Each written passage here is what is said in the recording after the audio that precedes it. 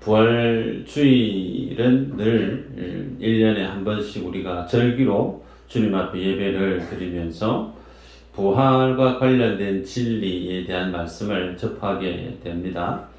오늘 말씀을 들으시면서 하나님 앞에서 성경이 말씀하고 있는 생명이 어떤 것이고 성경이 말씀하는 부활의 진리가 어떤 것이며 주님 안에서의 죽음이라고 하는 것, 하나님 은혜 속에서 진리 가운데 우리가 살아가는 이 세상, 성경은 이 세상을 뭐라고 말씀하시는지를 말씀 안에서 새롭게 규정하고 정립하는 계기가 되기를 축복합니다. 오늘 말씀의 배경은 우리가 이전에 한번 말씀을 보았던 말씀인데 예수님께서 마르다, 마리아, 나사로 이 남매들이 살아가는 이 가정에 방문하는 내용이죠.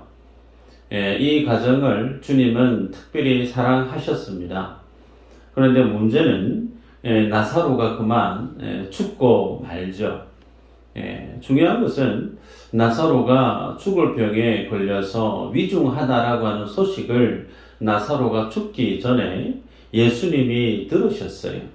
예수님이 익히 아셨는데 불구하고 그 소식을 전했던 마리아, 마르다 입장에서는 나사로가 죽을 위기에 놓여 있다라고 전해 들으시면 예수님이 우리를 사랑하시니까 급히 달려오실 줄 알았는데 오히려 예수님은 나사로의 그 위중한 소식을 듣고 이틀을 더 유하십니다. 의도적으로 주님이 이틀을 시간을 더 연장하시고 난 이후에 예수님이 이 마르다 마리아 집에 도착했을 때는 이미 나사로가 죽은 지 나흘이 됐어요. 그리고 이미 중동 뜨거운 열기 속에 시신이 썩어가는 냄새가 나고 있는 상황 속에 주님이 오늘 본문 가운데 마르다와 마리아를 만나는 장면의 내용이 오늘 본문의 내용이죠. 여러분, 이 소식을 접했을 때 마르다의 반응이죠. 21절에 마르다가 예수께 여짜오되 주께서 여기 계셨더라면 내 오라버니가 죽지 아니하였겠나이다. 그래. 원망이 섞여 있는 말이죠.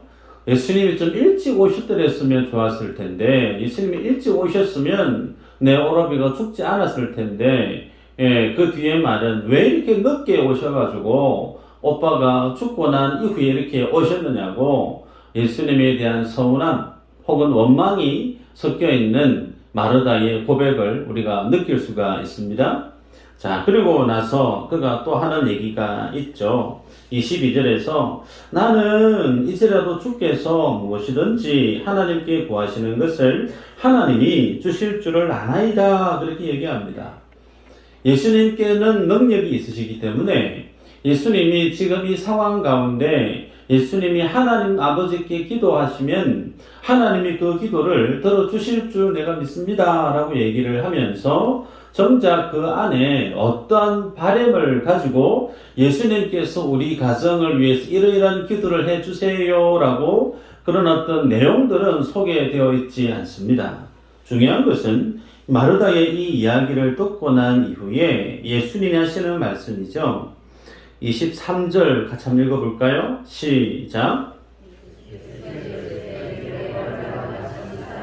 네, 예수님이 하시는 말씀은 네 오라비가 다시 살아난다 라고 말씀을 합니다. 네, 이 말씀에 대해서 마르다의 반응이 하는 말이 뭐냐면 마지막 날 부활 때에는 다시 살아날 줄을 내가 아나이다 그렇게 얘기해요. 마르다와 예수님의 말씀에 부활에 대한 내용을 서로 얘기하고 있지만 그 시점의 차이가 다르다는 거예요.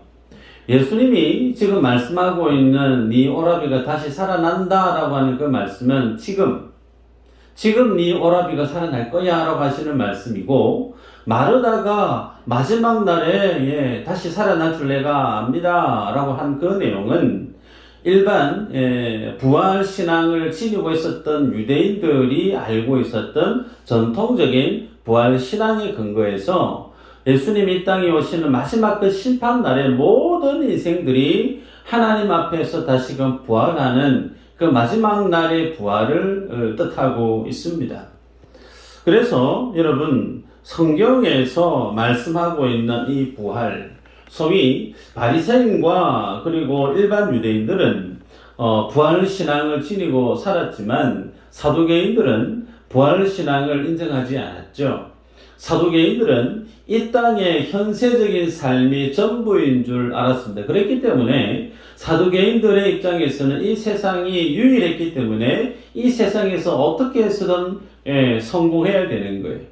이 세상이 유일하게 살아갈 수 있는 세상이기 때문에 어떻게 해서든 사회의 세상의 기득권층에 올라가서 정치적으로 경제적으로 상위 이 계층에 속하기 위해서 애썼던 이들이 사두개인인데, 반면에 마르다 마리아 그리고 바리새인들은 전통적인 부활신앙을 지니고 있었다라는 겁니다. 여러분, 그래서 오늘 우리가 말씀을 접하면서 성경이 말씀하고 있는 부활이 어떤 것이고 생명이 어떤 것이고 성경이 말씀하는 죽음 그리고 이 세상이라고 하는 것이 어떤 것인지 하나님이 규정하고 계시고 하나님이 말씀하시는 이 개념들을 여러분이 오늘 제대로 정립하는 계기가 되기를 축복합니다. 중요한 구절 성경 두 군데를 우리가 볼 텐데, 첫 번째는 에스겔서 37장 1절에서 14절에 해당되어지는 말씀이에요. 집에 가셔서 한번 찬찬히 보시길 바라는데, 자, 에스겔서 37장 1절에서 14절까지의 내용은 에스겔이 환상을 경험하는 내용이죠. 소위 마른 뼈의 환상입니다. 하나님께서 에스겔에게 환상을 보여주십니다. 그러면서 그 환상이 뜻하고 있는 내용은 바벨론의 포로로 끌려가 살아가고 있는 이스라엘 백성들이 하나님의 은혜를 뒤집어서 다시금 고국 땅 이스라엘로 돌아가게 될 것이다 라고 하는 이 희망의 메시지를 환상을 통해서 주님이 하시는 말씀이란 뜻이죠. 자, 그러면서 주님이 묻습니다. 이 뼈들이 능히 살아날 수 있겠느냐라고 에스겔에게 물었을 때 에스겔의 대답을 여호와여 주께서 아시나이다 그렇게 대답을 합니다. 그러자 하나님이 네가 그 뼈들에 대해서 대언을 해야 된다. 대언하라. 그렇게 말씀을 하죠. 그 대언해야 될 내용이 뭐냐면 너희 마른 뼈들아 여호와의 말씀을 들을지어다. 그러면서 힘줄과 살과 가죽을 입히고 생기를 넣으리니 너희가 살아나리라. 살아나리라. 그렇게 말씀을 대언케 했을 때 실제로 에스겔이 하나님의 말씀을 직접 따라서 대언을 했더니 힘과 힘줄이 그리고 뼈와 뼈가 다시금 결합이 되어져서 하나님의 정말 큰 군대가 되었다. 그렇게 성경은 기술합니다. 자, 중요한 것은 그런 어떤 하나님의 군대로 새롭게 만들어졌던 마치 마른 뼈가 대단한 하나님의 군대로 탈바꿈한 그 환상에 대해서 하나님이 해석을 하세요. 그 해석한 내용 우리가 같이 한번 보도록 하십시다. 에스겔서 37장 11절에서 14절 같이 한번 볼까요? 한번 읽어보십시다. 시작.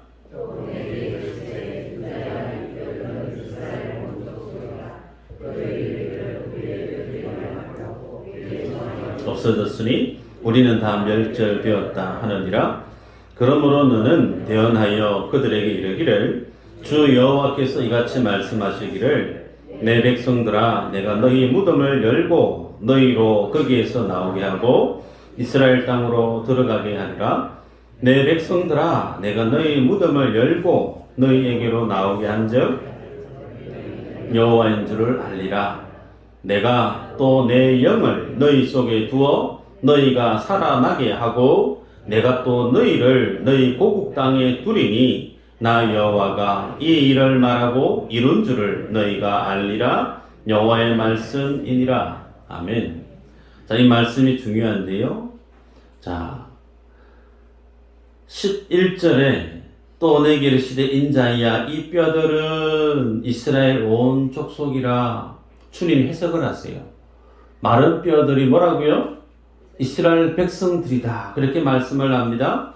자, 그리고 그들을 고국 땅으로 돌아가게 하겠다. 그렇게 말씀하죠. 그 고국 땅은 이스라엘입니다. 그럼 그들이 지금 살고 있는 땅은 어느 땅이죠? 바벨론이죠. 자, 그 바벨론을 읽었던 본문에 보면 12절에 내가 너희 무덤을 열고 라는 표현을 써요.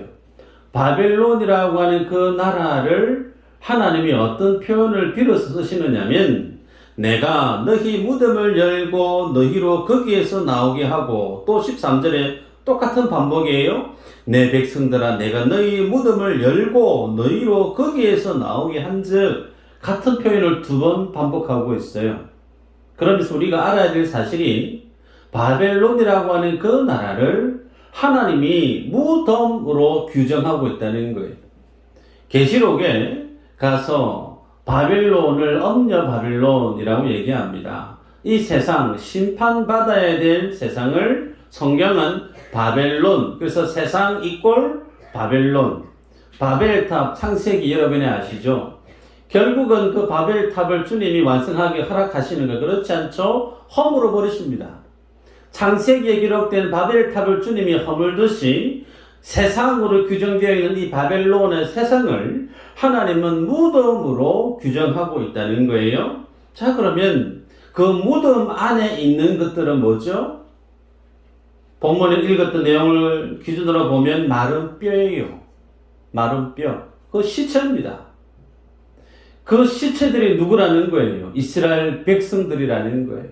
그런데 그 무덤 같은 세상 속에 살고 있는 시신과 같은 너희들, 그 무덤을 주님이 열겠다는 거예요. 그 무덤 같은 세상을 주님이 열어 제쳐서 그 뼈로, 시신으로 있는 그들을 하나님이 대언케 하셨을 때에 그 마른 뼈들이 다시금 살아납니다. 그래서 그들에게 내가 생기를 불어넣어 주겠다. 그렇게 하나님의 말씀을 대언했더니 그들이 하나님의 정말 큰 군대가 되었다. 그렇게 말씀을 하고 있죠. 그래서 여러분, 이 말씀을 통해 우리가 알 수 있는 것이 뭐냐면 하나님의 말씀이 없는 세상, 하나님의 생명이 없는 세상, 그 세상을 성경은 바벨론이라고 얘기하지만 그 바벨론의 실제 하나님이 바라보시는 모습의 실체, 그것은 무덤과 같다라는 거예요. 무덤과 같다. 하나님의 생명 없이, 하나님의 말씀 없이 예수 그리스도와 무관하게 살아가는 모든 이 세상의 사람들을 하나님은 어떻게 규정하고 있느냐? 마른 뼈라는 거예요. 예수 생명 없이 사지 멀쩡하게 아침에 일어나서 식사하고 일하고 나름대로 재미나게 즐겁게 열심히 살아가는 세상 모든 인생들에 대해서 그 속에 하나님의 생명이 없는 자들은 하나님이 뭐라고요? 마른 뼈, 시신이라고 얘기하는 겁니다. 그래서 성경은 이렇게 예수의 생명이 없는 그들 속에 하나님의 생명을 불어넣는 이가, 예수의 말씀, 하나님의 말씀이 없는 그들에게 하나님의 말씀을 불어넣는 이가 오실 메시아로 이스라엘 백성들은 굳게 믿고 있었죠. 그래서 이 메시아 사상과 그리고 이 말씀에 근거한 부활신앙이 결합되어져서 일반 유대인들은 하나님이 이스라엘 백성들을 다시금 부활시켜 주실 거라고 하는 마지막 날의 부활에 대한 신앙이 일반 유대인들 속의 전통 신앙으로 자리에 있었습니다. 그런데 주님이 지금 그 신앙을 지내고 있는 마르다에게 가서 내 오라비가 살아날 것이다 라고 했을 때 그들의 예수님이 그 말씀을 이해한 마르다의 예수님의 말씀에 대한 이해는 그렇죠. 마지막 날에 우리 오라비가 살아날 줄에 잘 압니다. 그게 아니죠.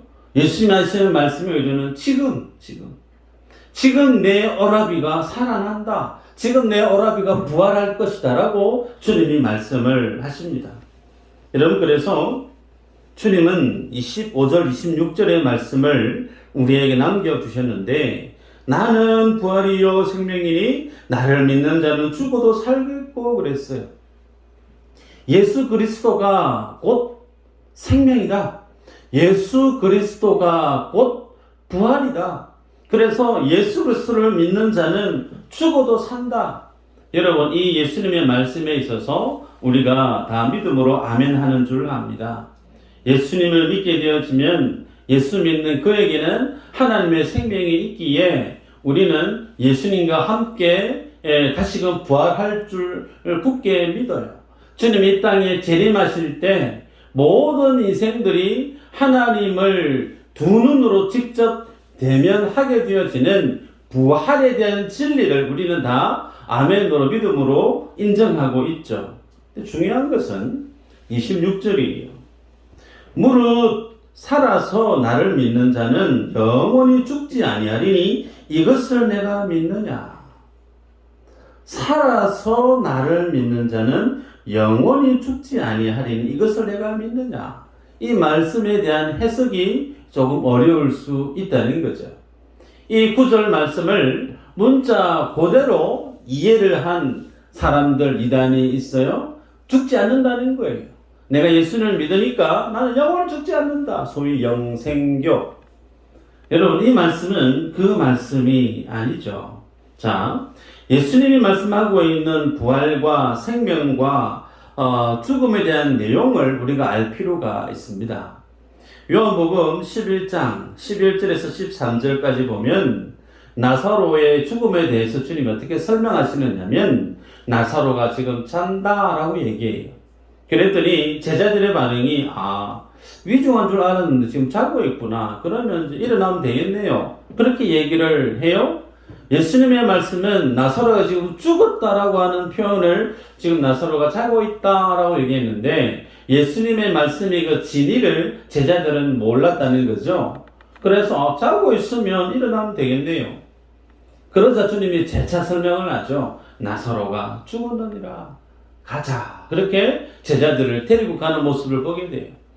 여러분, 성경에서는 인생의 죽음을 어떻게 표현하는가? 예수 안에 죽은 죽음에 대해서 성경은 잠자는 것으로 계속적으로 여러 곳에서 설명하십니다. 한번 볼까요? 사도행전 7장 60절 말씀에 무릎을 꿇고 불러 이르되 주여 이 죄를 그들에게 돌리지 마옵소서 이 말을 하고 자니라. 또 데살로니가전서 4장 13, 14절 한번 읽어볼까요? 시작.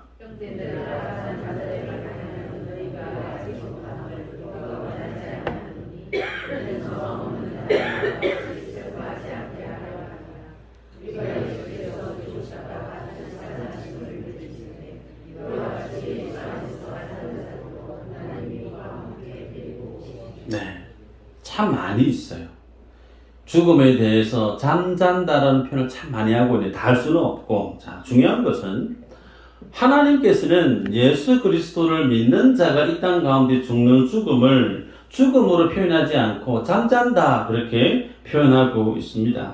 그러면 왜 성경은 예수를 믿는 자가 이 땅 가운데 육적인 죽음을 당했을 때 잠자는 것으로 그렇게 표현을 하고 있는가? 요한복음 5장 24절에 29절이 중요합니다. 한번 읽어볼까요? 중요한 말씀이라서. 자, 시작.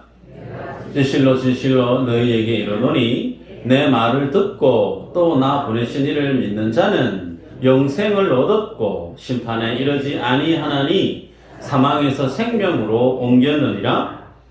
진실로 진실로 너희에게 이르노니 죽은 자들이 하나님의 아들의 음성을 들을 때가 오나니 곧 이때라. 듣는 자는 살아나리라. 아버지께서 자기 속에 생명이 있음같이 아들에게도 생명을 주어 그 속에 있게 하셨고 또 인자됨으로 말미암아 심판하는 권한을 주셨느니라. 이를 놀랍게 여기지 말라. 무덤 속에 있는 자가 다 그의 음성을 들을 때가 오나니 선한 일을 행한 자는 생명의 부활로 악한 일을 행한 자는 심판의 부활로 나오리라. 아멘. 자, 여러분, 이 말씀을 보면 예수님을 믿는 자는 사망에서 생명으로 옮겨지는데 언제 옮겨질까요? 죽고 난 이후에요? 그렇지 않죠. 현재형입니다.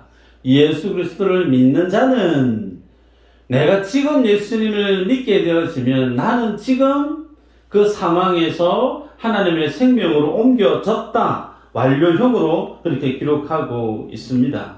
그래서 마른 뼈 환상에서 하나님이 이 세상을 바벨론 이꼴 세상, 그 세상은 무덤으로 주님이 설명을 하셨는데, 예수님께서도 25절에 보면 진실로 진실로 너희에게 이르노니 죽은 자들이 하나님의 음성을 들을 때가 오나니 곧 이때라. 지금 예수님의 말씀을 하고 있는 그 말씀이 곧 하나님의 말씀이고, 그 말씀을 듣고 있는 그들이 지금 누구라는 거예요? 예수님 시야 앞에 있는 많은 사람들이 죽은 자라고 명시하고 있습니다.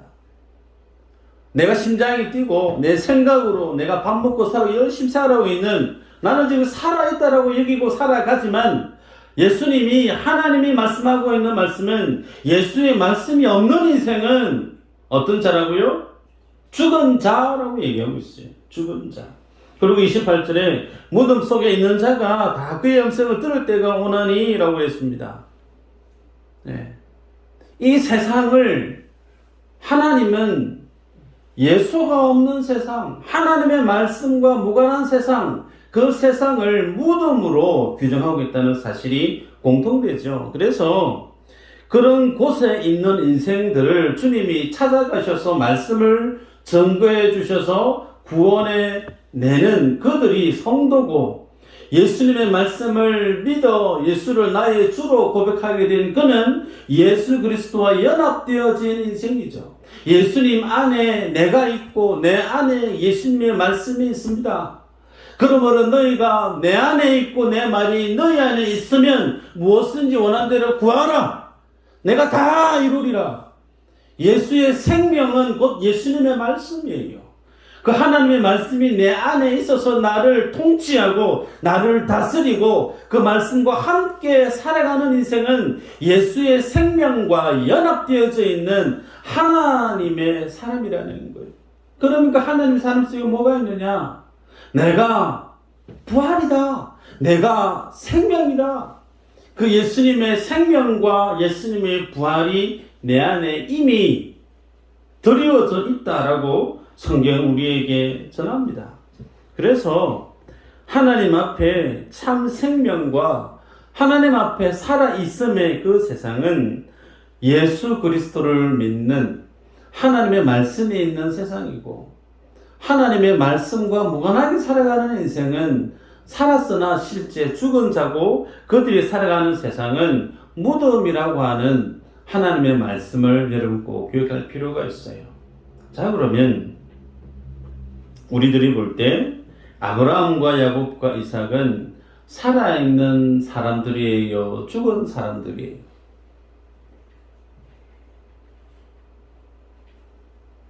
살아있는 사람이에요. 성경을 볼까요? 누가복음 20장 37, 38절 이렇게 기록합니다.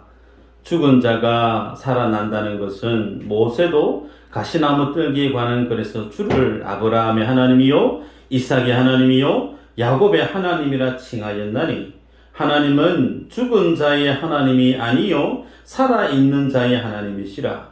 하나님에게는 모든 사람이 살았느니라 하시니. 다시 여쭤볼게요. 하나님 앞에 아브라함과 이삭과 야곱은 살았어요? 죽었어요? 살았어요. 할렐루야. 상상이 아닙니다. 관념이 아니에요. 그럴 거야가 아닙니다. 실제입니다. 하나님이 살아계시는, 하나님이 통치하시는 이 우주 만물 속에 하나님이 살아있다라고 하는 것은 예수의 복음을 지니고 있는 자, 그는 죽을 수 없는 거예요. 살아있다는 겁니다. 그러기에 아브라함과 이삭과 야곱, 이들을 하나님이 대표로 불러낸 거예요. 죽음과 같은 무덤에 속해 있는 이 시체가 들어누운 이 세상 속에서 하나님이 그들을 대표로 하나님의 말씀을 허락해 해서 그들을 그 무덤 같은 세상에서 불러낸 거예요. 살려냈다는 거예요. 하나님의 언약을 지니고 있는 인생은 예수의 생명을 지니고 있기 때문에 이미 그는 죽음과 무관한 삶을 지금 살아가고 있다라는 겁니다. 그래서 예수님이 내가 곧 길이요 진리요 생명이다 라고 주님이 선언하신 것 아닙니까? 그러기에 고 하영원 장로님, 박은구 장로님 살아계신 분이에요? 돌아가신 분이에요? 살아계신 분이에요. 예수의 이름 안에, 예수의 생명 안에 이 땅 가운데 주님과 함께 동고동락했던 모든 인생들 하나님 안에서 지금 살아있다는 거예요. 이것이 우리에게 있어서 철학적이고 관념적이고 개념적인 내용이 아니에요. 성경은 팩트입니다. 실제라는 거예요. 그래서 예수님과 무관한 이들, 그들은 마른 뼈와 같으나 예수의 생명, 예수의 말씀 속에 접붙임을 받은 인생들은 이미 예수 그리스도의 생명과 부활에 동참해 있는 하나님의 자녀들임을 성경이 우리에게 말씀합니다. 그래서 여러분, 무덤으로 명명한 이 세상에서 하나님께서 자신의 아들의 보혈을 찢으시고 죽이셔서 우리를 구원해냈어요. 아멘이죠? 여러분, 그런데 그 무덤과 같은 세상을 계속 기웃거려요. 죽은 시신이 누워있는 마른 뼈가 가득히 누워있는 그 세상을 향해서 쉼없이 세상의 것을 갈구하고 탐닉하고 그 세상의 것을 소유하려고 애써서 몸부림치는 소위 예수 믿는다는 사람들이, 하나님의 은혜를 구원을 얻은 하나님의 백성들이 하나님의 영원한 나라를 바라보고 생명은 그 천국을 바라보고 그 주님을 열망하고 살아야 될 인생들이 그 하나님의 나라가 아닌 이미 무덤으로 명명하고 있고 죽은 세상으로 명하고 있는 그곳에서 우리를 불러내셨는데, 구원을 얻은 우리가 여전히 무엇을 즐겨 기웃거리며 살아가기를 즐겨하느냐면 세상의 것들을 계속, 영원하지 않은 것들. 여러분, 그 모습을 보는 하나님의 마음이 어떨까요? 하나님의 진노를 촉발하게 된다는 겁니다. 성경 우리에게 분명히 얘기합니다. 아들이 있는 자에게는 생명이 있고 아들이 없는 자에게는 생명이 없다. 세상을 사랑하는 그에게는 하나님의 사랑이 없다. 무슨 얘기냐면, 내가 예수님을 믿고 구원받은 하나님의 자녀가 됐다라고 하면 나는 세상을 동경할 수 있는 자격이 없는 거예요. 이미 예수 믿는 나에게 있어서 이 세상은 죽고 없는 거예요. 아멘인가요?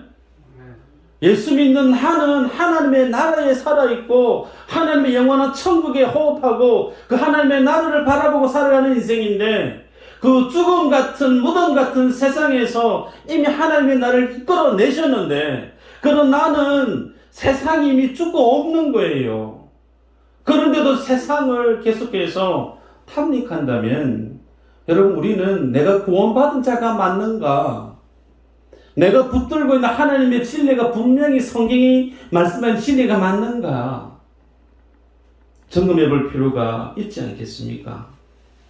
오늘 주님이 나사로를 살려내신 이 내용은 예수님이 부활이고 생명임을 증거합니다. 그래서 성도들은 죽어도 산다라는 거예요. 왜? 이미 나는 죽었던 자들이기 때문에, 이미 나는 죽었던 자들이었던 나를 주님이 살려내셨기에 살려냄을 받은 나는 이 세상에 대해서 죽는 것이 어떤 것인가? 하나님 앞에 다시금 살아나는 것이 성도가 이 땅에서 죽는 죽음이라는 거예요. 그래서 살아서 믿는 자는 죽지 아니한다, 그 뜻입니다. 이해가 되실지 모르겠어요. 다시 말씀할까요? 예수 안에 있는 나는 이미 죽었던 자를 주님이 나를 살려내셨어요. 그래서 이 육체의 생명을 지니고 살아가는 나는 이 땅에 살다가 죽음을 맞이하게 되어지는데, 그리스도 안에 있는 성도가 죽음을 맞는 그것은 이 세상에 대한 죽음이라는 거예요. 그래서 이 세상에서의 죽음은 성도에게 뭐라는 거예요? 예수 그리스도 안에서 다시 산다라는 겁니다. 그래서 살아서 믿는 자는 영원히 죽지 아니하리라. 말씀을 해도 뭐 말인지 이해가 안 될 수 있습니다. 그런데 말씀을 붙들고 고민해 보시길 바래요. 이 진리를 모르니까 이 하나님의 생명의 은혜를 아무리 강조해도 내 것으로 경험되어지지 않으니까 이 땅에 발 딛고 살아가면서 교회에 와서 뭘 구하냐면 세상의 무덤 속에 있는 것들을 계속 구하는 인생이 교회 안에 참 많아요. 기도 제목이 뭔지만 봐도 그분이 예수님의 진리 안에 믿음의 다리를 굳게 뻗고 살아가고 있는 성도인지 감이 오죠. 말씀을 맺습니다. 여러분, 부활과 생명을 이미 소유한 하나님의 백성은 이 세상에서의 죽음이 두렵지가 않죠. 죽음은 단순히 육적인 심장에 맞는 것만을 뜻하는 것이 아닙니다. 나의 자존심이나 명예심이나 세상에 허황된 것들, 육체의 안목의 이생의 자랑에 해당되는 그 모든 것들이 그리스도 안에서 다 죽어 없어진 것들을 뜻합니다. 그래서 주님은 부활의 첫 열매로 주님이 십자가에 죽으셨다가 오늘 부활하신 것 아닙니까? 그래서 우리들이 예수 그리스도 안에 붙어 있기에 우리도 동일하게 생명의 부활로 주님 앞에 일어날 줄 믿습니다. 여러분, 세상의 유혹을 이길 수 있는 능력이 우리에게 없어요. 돈의 유혹을, 세상의 성공의 유혹을, 그 모든 중독 증상을 일으키는 그 모든 것들에서 나를 지킬 수 있는 능력이 우리에게는 없어요. 무엇이 있어야 이 모든 죄와 세상의 유혹 속에서 하나님의 구원받은 자로서 살아갈 수 있는 능력이 있는가? 한번 따라할까요? 부활신앙.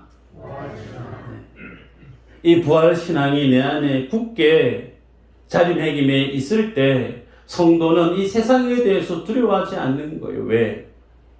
이 세상에서 이미 나는 죽은 자이기 때문에.